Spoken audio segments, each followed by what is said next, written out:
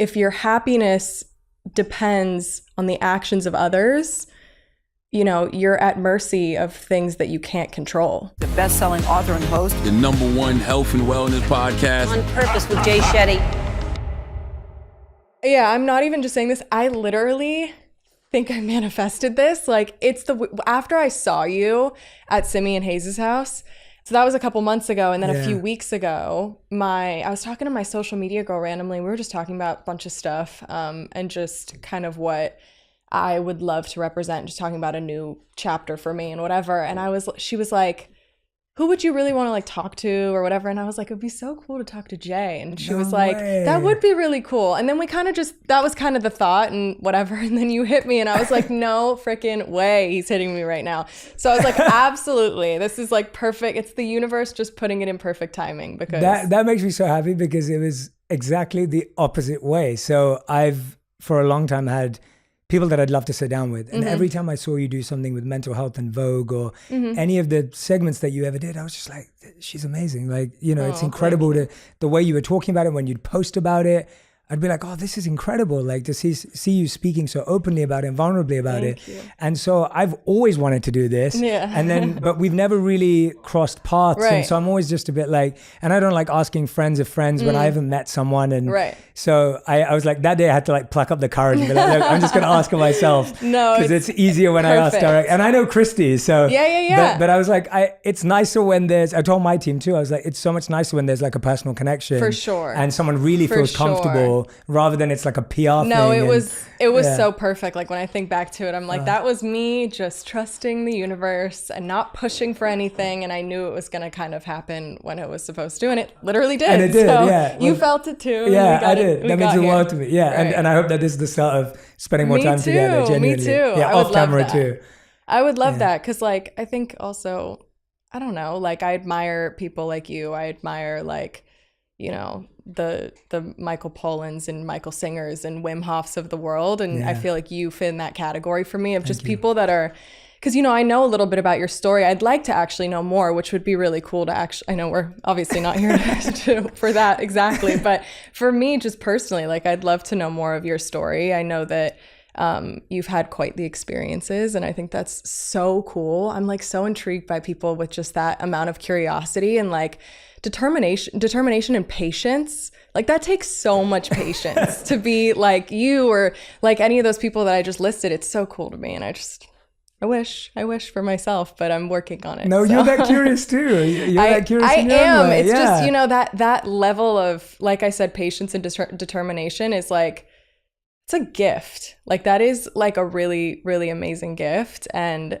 like I said, like I'm just working on it all the time. And that's my goal in life, I guess. Well, I think I feel the same way about you again, that, and by the way, I love all those people you just mentioned too.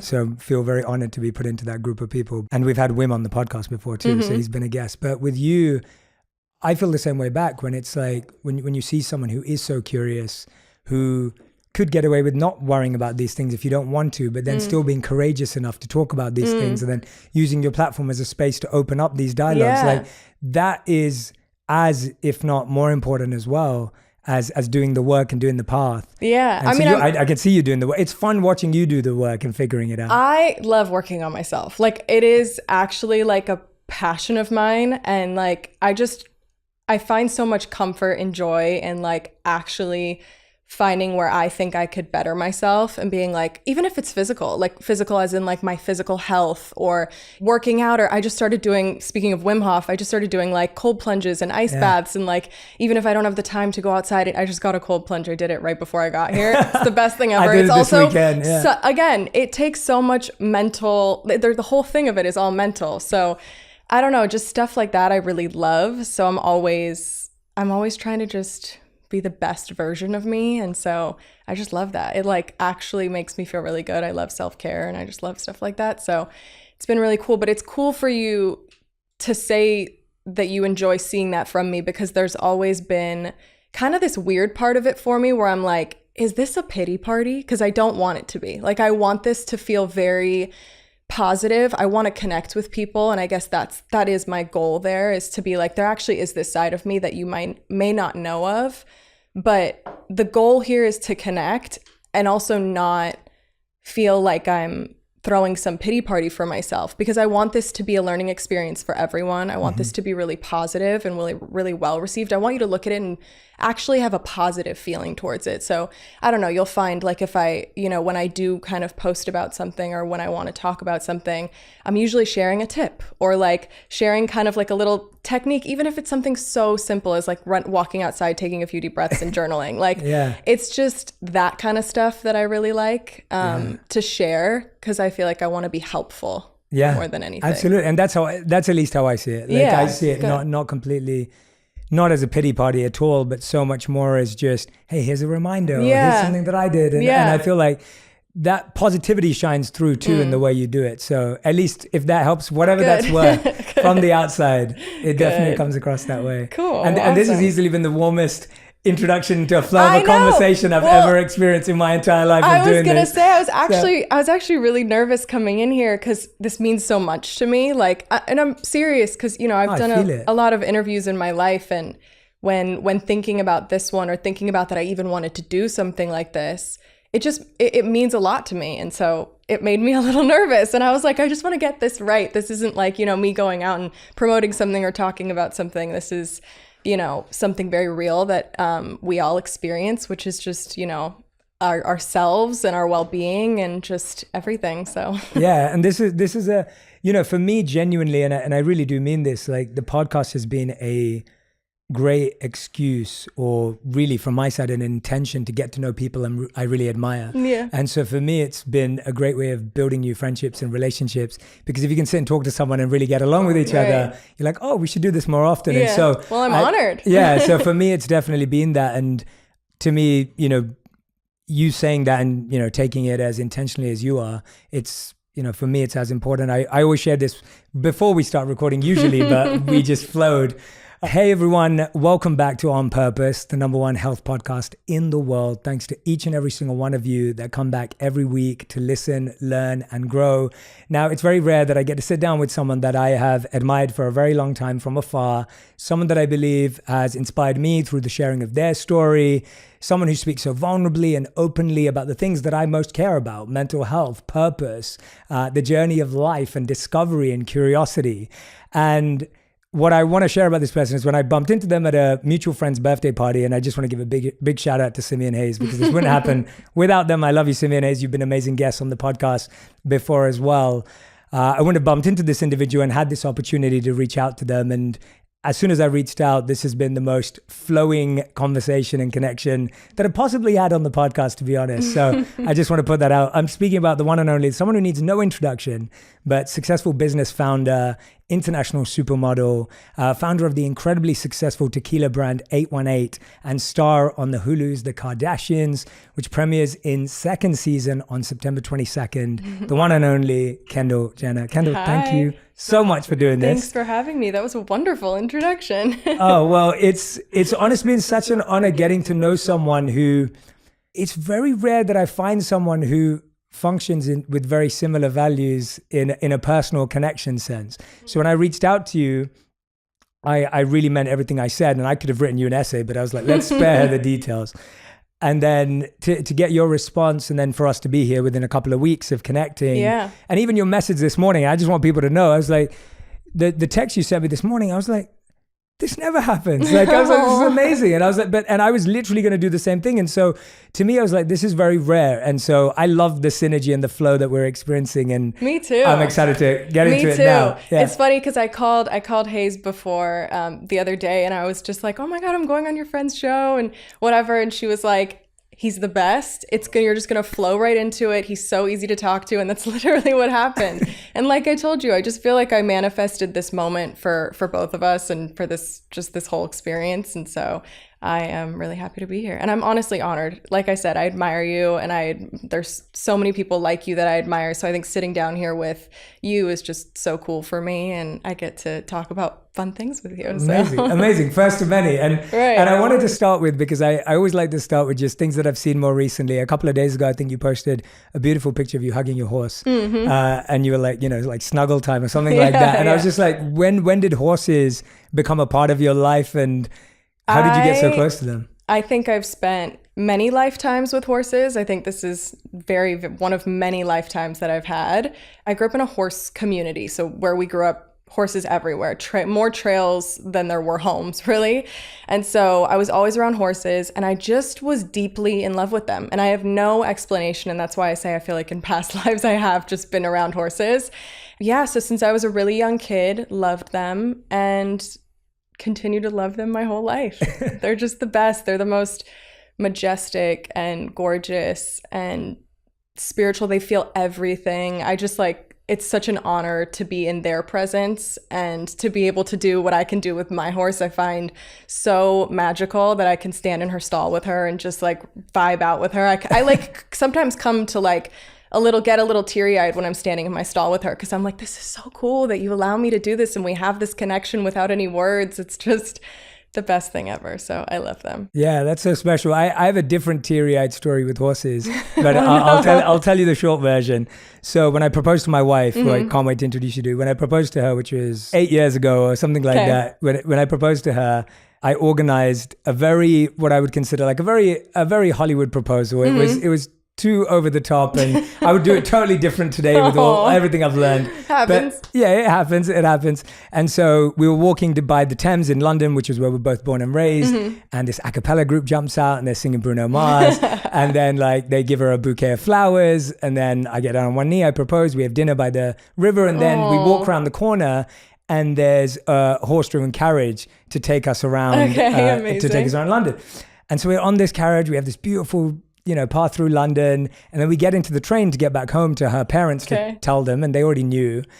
She's got hives all over her face. No and way. All over she was allergic? She's allergic to horses. And I found out the day I proposed to her. I was like, all right. So then she had tears. And when we got back, her parents were like, what did you do to her? At least you got to enjoy the moment. At least you got to enjoy the, yeah, it wasn't until right? afterwards. But no, I love sorry horses. To hear that. No, I love horses the same way you do. I used to go to India a lot when I was a kid.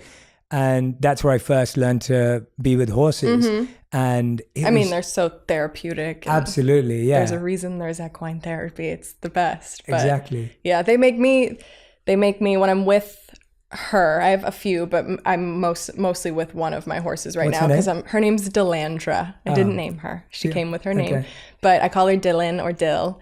I love her so much, but when I'm with her, I genuinely, I spoke about how I've just loved horses my whole life. I feel like a kid around her. I feel like my 12-year-old self that would get up every morning throughout the entire summer at 8 a.m. to go just be at my trainer's facility, and I would stay there from 8 a.m. to 8 p.m. I'd ride all her horses. I'd groom all her horses. I would just sit in the stalls with all the horses. Anytime I'm with her, I just have that sense of being a child again, and it's a really, really good feeling. Yeah, so animals have that special ability, don't they? They're so whichever awesome. animal you're attracted to. And yeah. I never thought I would, but when I lived as a monk, the animal that's revered in India is cows.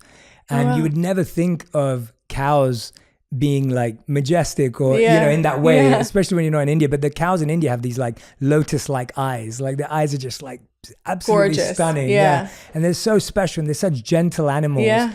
And recently, Radhi and I went trekking with gorillas in Rwanda. And gorillas we have to go. That sounds unreal. It was unbelievable. And they're the animal that's revered in Rwanda. So whenever they have a new gorilla that's born, they have a naming ceremony with the community. I love that. It's so beautiful. And then I heard somewhere that your first job was you were a dog walker. Yeah. And so I was thinking do you have any lessons or anything you learned by being a dog walker? I think first jobs are so interesting. Yeah. No, I was always a super disciplined child, meaning I just loved, I would put myself to bed at 7 p.m., my mom would be playing with me and my little sister and be like, Mom, it's 7, I gotta go to sleep. It's time for my bedtime. She'd be like, are you okay? And so I was always that kid. And so I think I just was always really eager to work. I don't know why. I just wanted to always have something to do, something that I felt passionate about that I really enjoyed.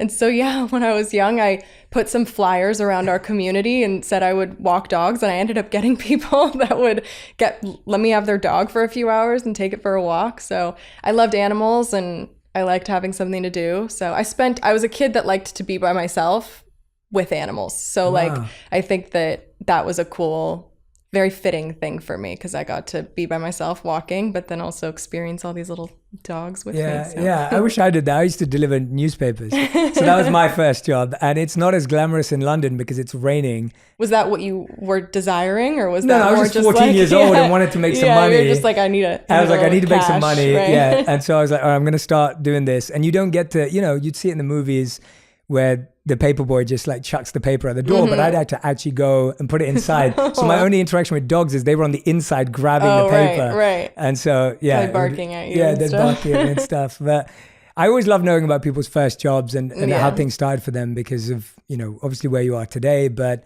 what do you think it was in those early years where you just said you were very disciplined? Like it sounds like you were aware of certain habits that you built then. What were some of the things that you feel confident about, or how did you look for validation in those early years, and where did it come from for you?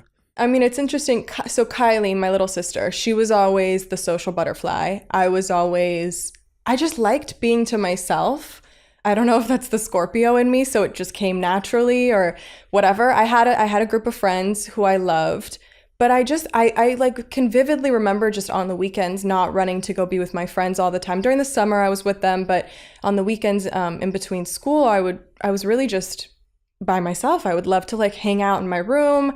I like was kind of a nerd. I loved video games and like sitting on the computer and playing Sims all day. Like I just kind of liked being to myself. And then all day long during the summer was with my horses. And yeah, I don't know. It just brought me joy. I don't think I have like a super long explanation for that. It was so simple for me as a kid. Like it was just as simple as that made me happy. And that's just what I wanted. And it explains, I guess, a lot of me now. I went through like a phase where I felt like I had to be around people. I think I live a very social life and my job is very social. So I was, kind of conditioned to want to be around people a lot. And then as, the pandemic came around, you're not around as many people anymore. And now I'm just re-enjoying being by myself, which is really cool. Yeah. And I had the best day on Sunday all by myself. I got up, I went and rode my horses. I took my niece to ride her pony. Just me and her. It was so nice. Brought her back home, went to my house, got in my cold plunge, went in my pool, laid out, journaled. Like I was having the best day and I was just pretty much all by myself. So I enjoy it so much. I love that. I'm sure that's so refreshing for people to hear too, because I feel like people may from the outside perceive a life, which obviously, like you said, for work, it's busy and it's social. And of course you have wonderful friends, but to know that you can feel comfortable in your own company. And that's been a habit that you've developed over time. I crave simple things. Like I love my life and I love my job. And I feel so fortunate that I have been placed here, that for some reason I was given this life. Like I feel immensely grateful for that. And I have had so much fun. And I think back on just the experiences that I've had this far. And it's shocking to me. I'm like, this is so freaking cool that I live this life. But at the end of the day, like when I am home and when I'm alone, like I crave the simple things. I love a simple day. I love just like a simple routine and being to myself and being around the people that I love, my small core crew. So that's beautiful. Yeah, I mean, I think that's what we're all striving for, is that passion in our careers and our work, and then the simplicity at home. What would you say? I was thinking about this, and I've watched so many of your interviews and read so much too, but what would you say for you has been one of your proudest moments or greatest achievements, or something that you really feel like, and internally, I mean, for the basis of our conversation, like something that really brings you joy internally when you think about it or when you had it? Like I said, I look back and the things that I've accomplished, just even my job, like I think I really at one point when I was younger, decided I want to be a model and this is what I want to do. And the fact that I executed, because we talk about that determination, like I was 14 years old when I kind of made that decision and was like, this is what I want to do. And I went to my mom and I was like, please help me do this. And I didn't stop until I was 24, that I was like, okay, I think I need to take it back a notch, which we could also get into because that's a very kind of dramatic story. But I just knew, and I think I'm proud of myself for being that kid and being determined to do that, and then executing and doing it to the level that I had done it, and that I guess I still do. But I also am proud of I think more so the self-work that I've done within that process. Because there was a long period of time, I'd say the core 5 years of it, that I was extremely overworked, not my happiest, not because I wasn't doing what I loved, but just because I was overwhelmed. And I felt like I was saying yes to everything because I felt really, really grateful and really honored to be in the position that I was in. So I was always saying yes. And it just took a lot out of me to the point where I just wasn't happy anymore.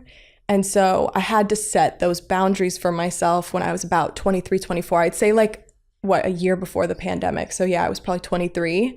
I really set boundaries for myself and I was like, I want to continue to do this because this is what I love.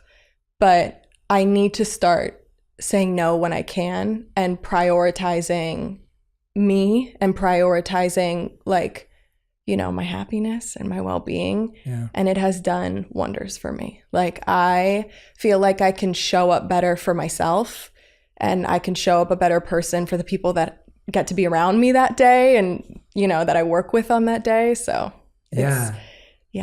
So that's what I'm proud of. Yeah, sorry to give you a long answer to your question. That's an amazing. I won't say I was hoping for that because I'm always open to wherever anyone's life experience goes. But there's a part of me that loves hearing that. Like I really appreciate hearing that because when you've achieved so many incredible things in your career, which you have, to then say, well, this is the part, like knowing how to navigate it or making the right choices at the right time. Healthy balance. The healthy balance. It's so important. It's important for all of us. Yeah. Like we have to, this is what we're prioritizing, you know? Yeah. So how did you find the courage to do that at the 23 mark? As you're saying, you're in a competitive industry. As you said, it was overworking. It's fast paced.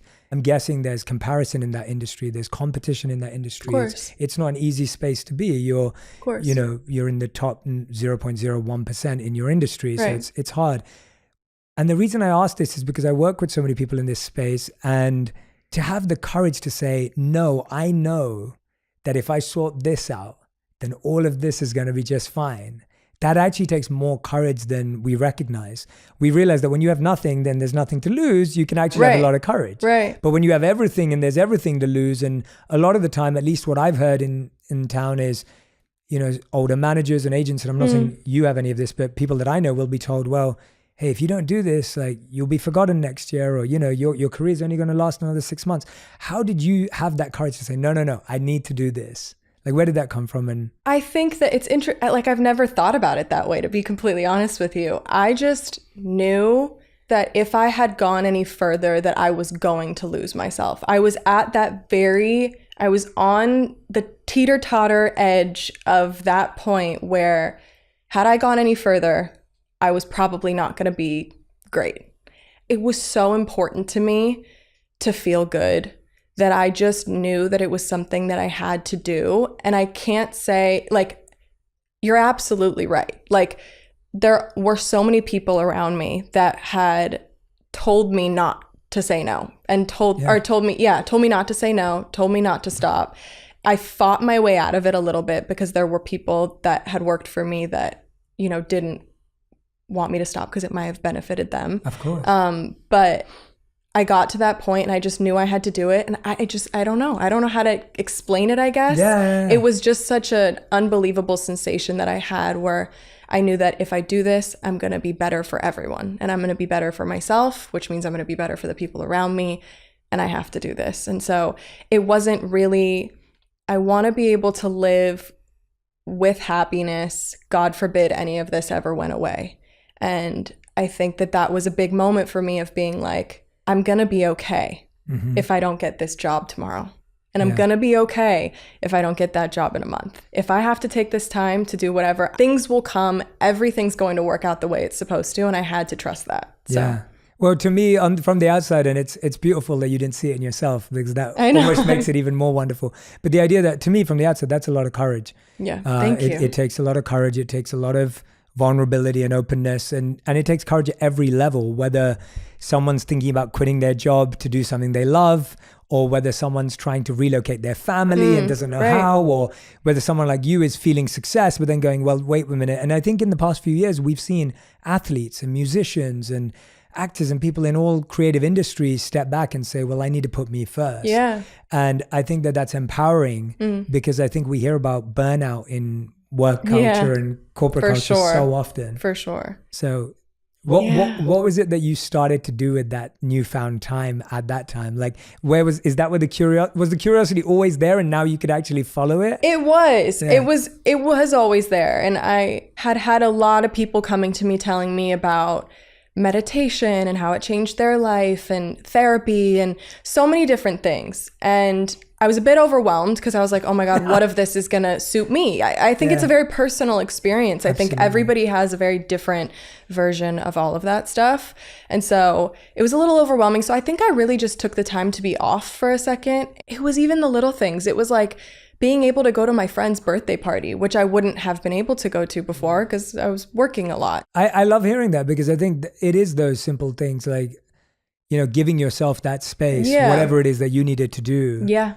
When you needed it. And like you said, sometimes it's like, that's when all the subscribe buttons come up in front of you and it's like, try this and try this. And it's like, well, no, let me just take my time. And it was also, now that I think about it, 23, I'm 26. I've had my horse so around that time is when I bought the horse that I have now, who is my, like, I jump her and I have 2 other horses, but they're like retired. So I don't really ride them the same way I ride her. So yeah, I guess it was around that time too that I was like, I'm going to do this because I love this. Yeah. And like, I want to get back into it. And this is what I've loved my whole life. So it was around that time that I feel like all of that started happening and I bought my horse and I like started taking more time for things that made me really happy. Yeah. What I'm noticing in you and observing, or at least from just these... God. No, in a good way. In a good way. It's all good. I was just saying, it's like, it feels like no matter what's happening in your orbit, there's this pillar of belief that it's important to be happy. Yeah. Like, that's like this core center belief in your life where it's like, it's important to be happy. It's important to be happy. That has to be the goal. For sure. And, it's not always easy. We live in such an interesting industry and in such an interesting time with social media that it can be very hard sometimes. You can fall victim to so many things that don't serve you and that don't make you happy. If your happiness depends on the actions of others, you're at mercy of things that you can't control. Mm-hmm. And that's never where I want to be. So I always want to live in, like, me and my therapist talk about, like, my higher goddess, my higher self. Like, I always want to live there knowing that, when I'm there, you can't take that away from me. That's mine. And no matter what, you can disagree with me, you can agree with me. That's not going, I'm not changing. I'm not shifting. I'm here. I'm in my higher goddess. Yeah. So I always live by, like, keep holding my happiness and not letting anyone else affect it. And though I fall victim to it at times, of course, as we all probably do. Absolutely. I strive every day to live in that place. So. What are some of the qualities of your higher goddess? So that kind of avatar, like, she's awesome. Like I said, I don't love a pity party. I also like, sometimes it feels weird to like say good things about yourself, but I've also learned a lot about talking to myself and a lot about looking in the mirror and being like, you're great, you're gorgeous, you're amazing, you're loyal, you're positive, you're so many, like, I love words of affirmation. I love just sitting there and reassuring myself of who I am, because that's another thing for me. There's so many false narratives about me, about all of us, I'm sure. Like, so many people think they have you figured out when they don't even know the half of it. So sitting there and being like, you get frustrated sometimes. It could feel really unfair. You could be reading something that someone is saying about you or hearing something that someone's saying about you and being like, that is so unfair because that's not who I am. Mm. And that really gets to me sometimes, and that really sucks. But then looking at myself in the mirror and being like, but I know who I am. Mm-hmm. And that's all. Why does anything else matter? And my friends know who I am. And my family knows who I am. My dog knows who I am. My horse knows who I am. Like, why does everything else is just noise? I do this exercise. I don't think I've shared this before, but I do this exercise with some of my clients where we'll go on a walk and we'll be on a hike wherever we are. And I'll ask them what they think a piece of, maybe there's a little leaf, or maybe there's a flower or something that looks a little unique on the path. And I'll say, what do you think that feels like? And what do you think it would feel like if you picked it up in your hand? And they'll be like, oh, it looks really rough, and like it might scratch me, and like it looks like a bit, like uneven or whatever, and it looks kind of hard and strong. And then I'll ask them to pick it up. And 9 times out of 10, it's completely different. Like they'll pick it up and it'll just dissolve in their hands, or they'll turn it over and the color's really soft. The shape's really soft, and the color's totally different on the other side. And I do that exercise to help us realize just how multifaceted humans are. Yeah. Like today I've got to meet you, and obviously we're spending a lot of deep, intimate, vulnerable time together. So you learn faster about someone. But if someone only follows someone on social media, or only sees someone at an event, or only sees one interview, it's so easy to create such a singular view of someone. Right. And I think, and I want to say this because I really think we all feel it, I don't think anyone wants to be seen in a singular way. If you had to choose one word that had to be you for the rest of your life, I don't think anyone wants that. I think we all know that we're messy and complex and different. Of course. But we like to put someone else in a box, whoever that may be, because it's easier then to live life and say, okay, well, that's person's A, B. Right. So there's this beautiful piece of wisdom that I always share from Charles Horton Cooley, and he wrote this in 1890, I think it was, which just shows how true this has been for such a long time, and obviously long before that as well. And he said, the challenge today is, I'm not what I think I am. I'm not what you think I am. I am what I think you think I am. And we'll let that blow everyone's mind. It gives me chills every time I say it. Charles Horton Cooley said, the challenge today is, I'm not what I think I am. I'm not what you think I am. I am what I think you think I am. And what he's trying to say is that we live in a perception of a perception of ourselves. So if I think you think I'm smart, then I allow myself to feel smart. Right. It's like we need that validation. We need that validation. Right. Or if I think you think I'm not smart, then I feel hurt. Yeah. And the challenge is, I don't know what you're thinking at all, or especially outside in the world. And so I find that what you're saying around like, well, what do I think about myself? Like, how do I feel about myself? How do the people that actually know me feel about me? Right. I think that's really empowering. I wanted to ask you, because I feel like from what I've seen and from what I've heard, you have great friendships. You have a great relationship with your family, as you said. Like, what do you think have been really great habits or traits in relationships that have helped you build up good friendships and family relationships? Because I think for so many people, sometimes their friendships and their family can often be the most difficult part.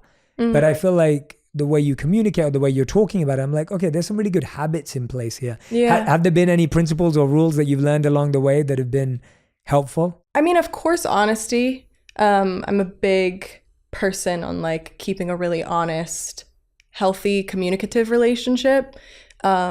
But I also think like, I find it really important to not feel like you're on top of each other when you have your family around or your friends around. It's okay to like, sometimes, even if you're at like a family dinner, running to the bathroom and just being like, let me just take a couple breaths because this is getting overwhelming. That's a great Do you know what I one. mean? So I just love to like, take a second. My feelings are valid. Like sometimes my family's a lot, which I bet everyone already knows. Which is everyone's families have a sense of crazy to them. Totally.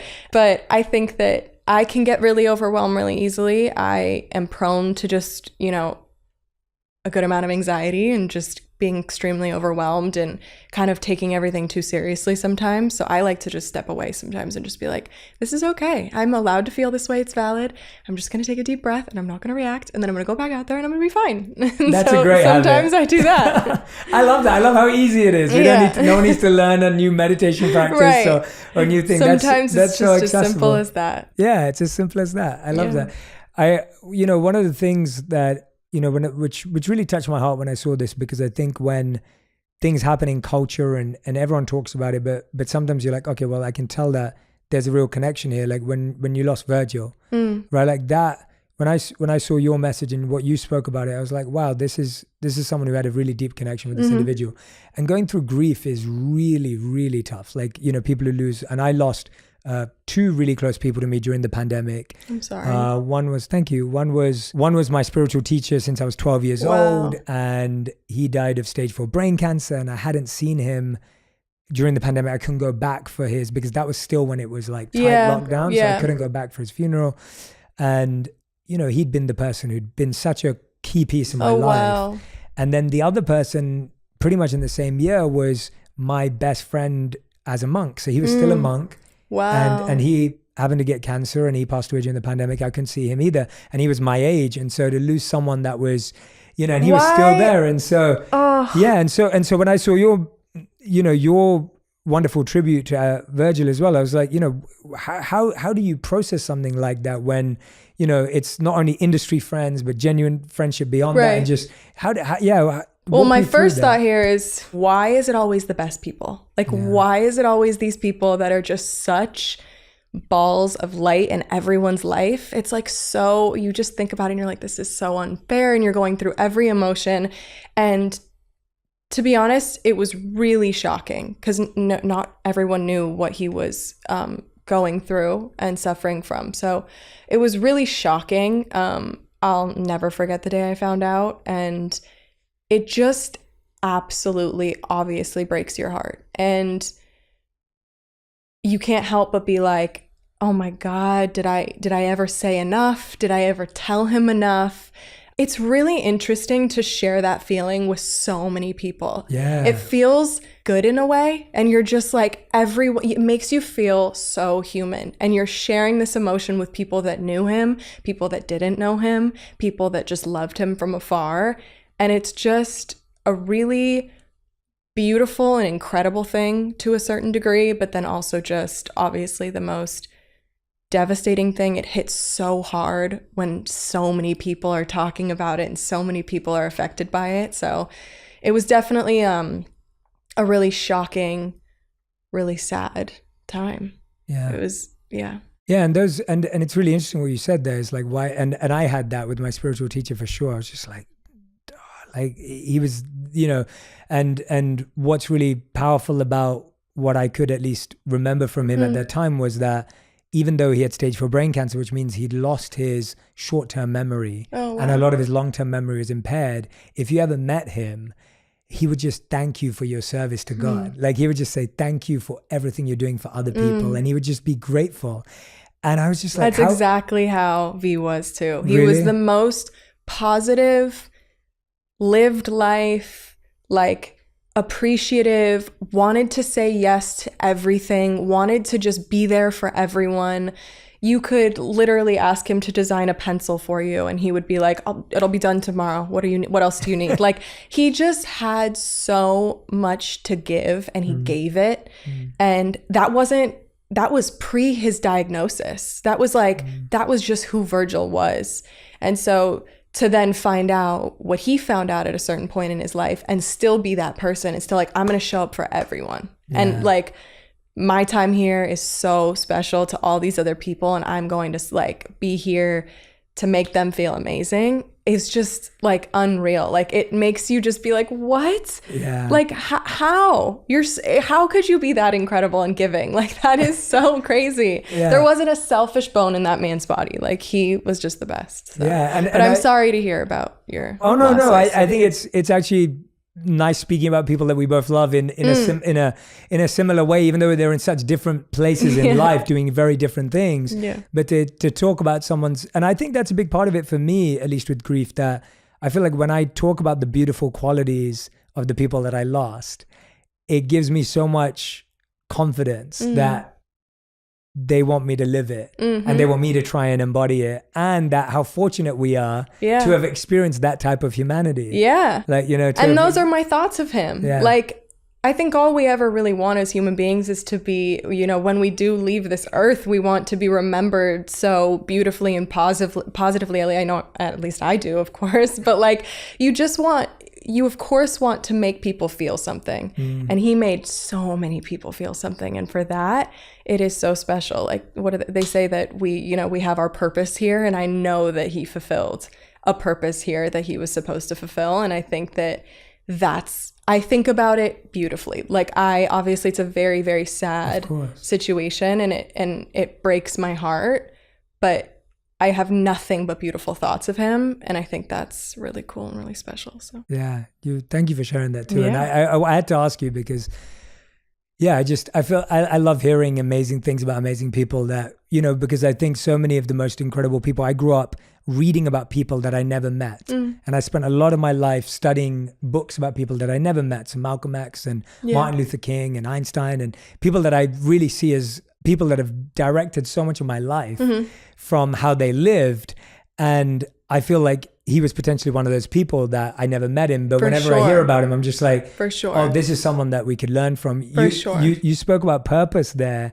I was wondering, how has your purpose changed? You had this very confident view of, I want to be a model. You've superseded, exceeded, and continue to flourish in that world. And I always wish that you do.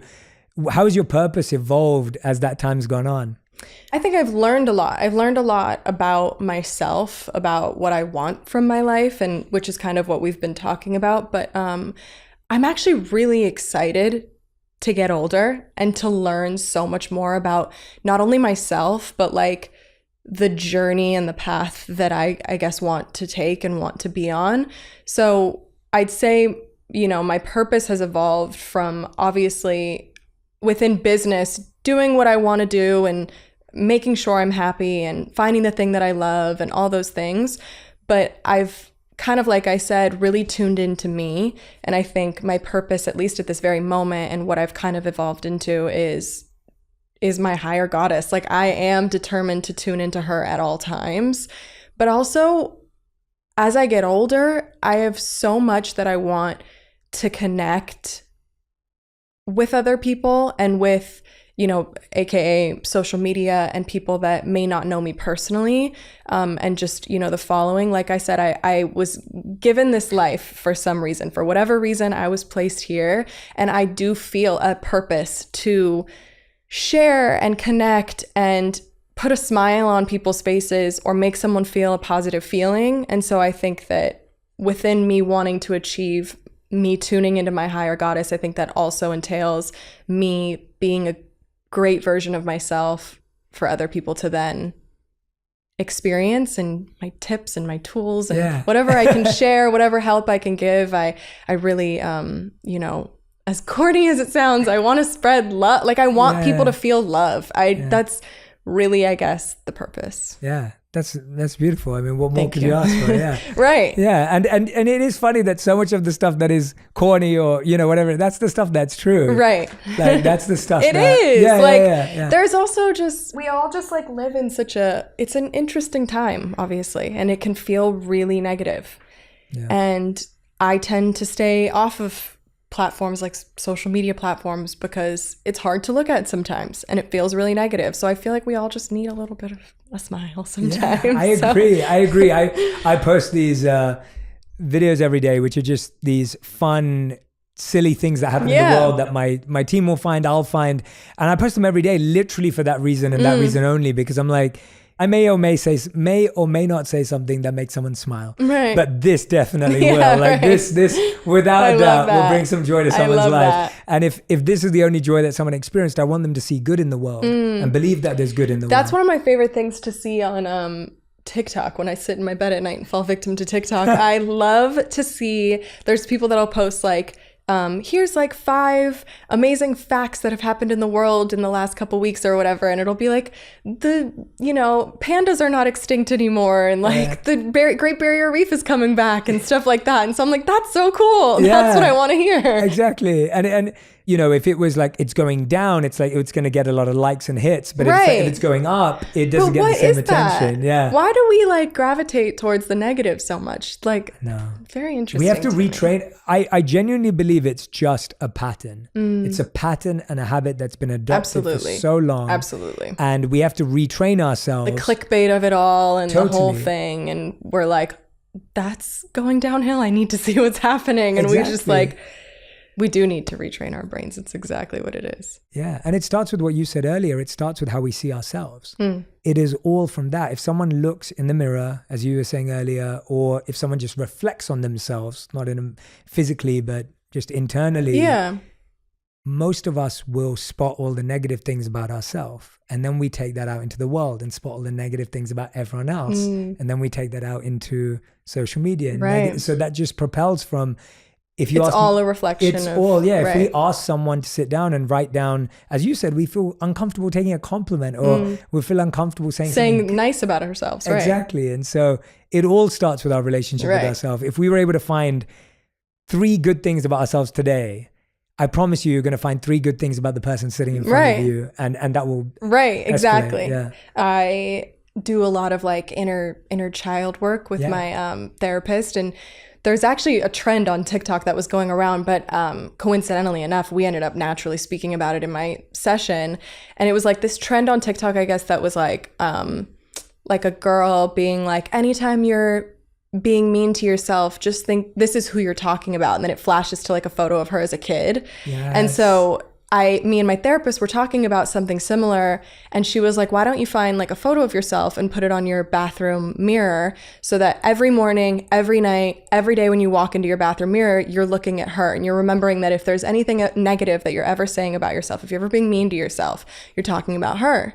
And so I did that, and I went into my like my memorabilia closet in my house, and I was looking through old like photo books, and I've seen these photo books my whole life. I've literally seen every photo that's been in here. And I like flipped to a page, and there was a photo I'd never seen of myself ever. It was a Polaroid, so it was the original photo. And it was just me as a little girl with a bow in my hair and a dress on. And I have like a little alien tattoo or something right here. And I'm like, have this big cheesy smile on my face. And I was like, that's the photo I'm putting on my thing. I can show you the photo later. I have a picture of it on my phone. But so I pasted it on my bathroom mirror, and I talked to her. And I'm always like, if I'm ever looking in the mirror and being negative towards myself or anything, I always look right over to her, and I'm like, she's dope and I love her. And so it's just another way of just self-love. I love that. That's such a great tool. Such a great tool. My team found a kid picture of me and made an embarrassing version of that trend. So I'll show you that too. But, awesome. Okay, so you know it. Yeah, okay. I know exactly which one you're talking about as well.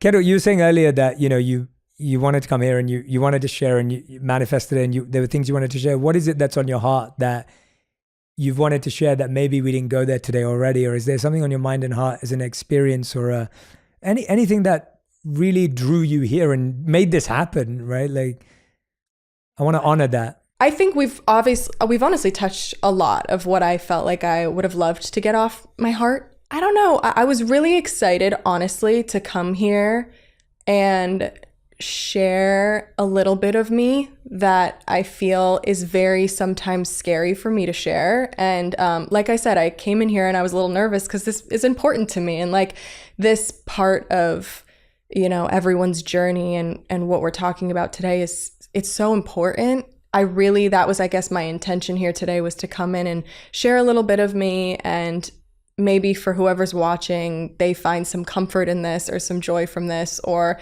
they understand me a little bit more, you know what I mean? So I think that we've hit a lot of really cool points, and yeah, I mean, I feel really good. Good. I wanted to honor that. I asked Thank that you. because, I think when you feel you're in that flow with someone, and I feel like, we've learned so many new things about you today, and there's so many moments where I'm like, I just feel like you're so comfortable and you've been so open with us, but I just wanted to honor that. Thank you. And make sure that Appreciate you feel that you've really felt heard and seen. And, I appreciate that. yeah. Thank you. So I want to be mindful. I hope so. We all want to just be understood at the end of the day. So yeah. I think the closer you get to people, humans, the closer you get to people of different backgrounds and different walks of life, the more you start to recognize how similar we all are. Yeah, exactly. And how many challenges we all share, despite how much money someone has in the bank, despite how much fame someone has, despite how much followers someone has. Right. And what we find is that everyone feels their own guilt for where they are, and Yeah. everyone feels their own pressure for where they Yeah. are, and everyone feels their own challenge for where they are. And you just start to realize that we all have the same emotions Exactly. in different mixes. Yeah, we're all just having a human experience. Exactly. We're all just going day by day. I think we all need to be a little bit kinder to each other and just take it easy on some people. Yeah, because I we agree. are. We all have our own struggles, and I don't know. I'm an empath, so I Yeah, feel me too. for things, and I feel for people, and yeah. Yeah, and it starts with you. the person. Right. It starts exactly. With, I thought you meant me. I was I don't have that power. I was like, thank you. No. I meant that to our listener. Like starts with yourself. It starts with yourself. Yeah, like, absolutely. If you can be kinder to yourself, chances are you're going to be. I found that the days I stopped judging myself, I stopped judging others because it changed how I saw humanity. So, Kendall, we end every On Purpose episode with a final 5, which is a fast 5 round. I ask you a question and you answer it with a 1 word or 1 sentence maximum. So it's super quick and short. Okay. And we have to whisk you away because you need to go to your next appointment. But okay, so the first question is, what's something you're curious about right now? Ooh, I am super curious about, I was saying how I love Michael Singer, and I think what I really love, I'm reading The Surrender Experiment right now, and I'm only in the first couple chapters, so he's basically, this is not a quick answer. It's great, I love it though, please. He's basically at the first part of the book where he's talking about how he was curious about meditation and how he got into meditation and how he really just was like on a trip with his friends and his girlfriend in the woods and like sat in a corner or sat at a tree and was like, I'm gonna just really dive into this and see what happens. That's what I'm curious about right now, is just actually, like, I meditate, I do a lot of breathing work, breathing exercises, and I just really want to tap in like Michael Singer did. I love that. So that's beautiful. That's a great answer. That's a great answer. Second question, if there's anything that you're working on personally right now, what are you working on yourself? Is there any? Yes. Yeah. I'm working on boundaries, and I'm working on I'm a stressor. Like, I can stress about things in my mind and I overthink, and so I'm really working on like calming down and just letting things flow better and not being so controlling over things, especially that I can't control. Love it. So question number 3, what's your favorite thing about founding 818? Ooh, or being an entrepreneur and being a founder? Probably that. Like, I was a model and I worked for people a lot. I kind of love being my own boss and really being able to have my own a place where I can be creative and just really express my creativity and have so much fun doing all of that creative stuff. And I've learned so much, and learning about the culture and learning about the tequila and everything. Like, I've just had the best time. So I love that. Question number 4, what's something you used to value but you don't value anymore? Validation. Great answer. I don't care anymore. Great answer. At least I'm telling myself that. Yes, yeah. Well, we have to make it a thought first. Right. Yeah. No, but it's true. Yeah. Like, I used to care so much more about validation. I really don't care anymore. At least as much. Thank you. Yeah. 5th and final question. If you could create one law that everyone in the world had to follow, what would it be? Ooh, I would do like, on like a Sunday, you have to take half the day and like not look at your phone or something. That's great. I love that. That's a legit law. That's great. Right? Yeah. Would be kind of nice. Or the full day. Or the full being day. Really crazy. I love that idea. I love that. Kendall Jenner, everyone. This was amazing. Kendall, this honestly, and I'm excited to catch up afterwards too. Yeah. But there was just so much flow and synergy in this whole thing happening. And I couldn't thank you more for doing this with me here on Purpose. And I hope that this is the first of many times that we'll do this, but I hope it's the beginning of a beautiful friendship for sure. and relationship. And for sure. I want everyone who's been listening or watching back at home, please let me and Kendall know, tag us, letting us know what resonated with you, what connected with you, like what was it that you've got curious about, or what was something she said that just shifted your perspective, or where you learned something new. I'd love to hear it. I know there were tons of moments for me where I was listening going, this is amazing. This is incredible. This is awesome. So any wisdom nuggets that stuck out to you, please let us know, because I love seeing what made a difference in your life as well. And a big thank you to Kendall for opening our heart and opening up her mind. Thank you. I'm honored. Thank you so much. Thank you so much. Thank you. That's amazing. If you want even more videos just like this one, make sure you subscribe and click on the boxes over here. I'm also excited to let you know that you can now get my book, Think Like a Monk, from thinklikeamonkbook.com. Check below in the description to make sure you order today.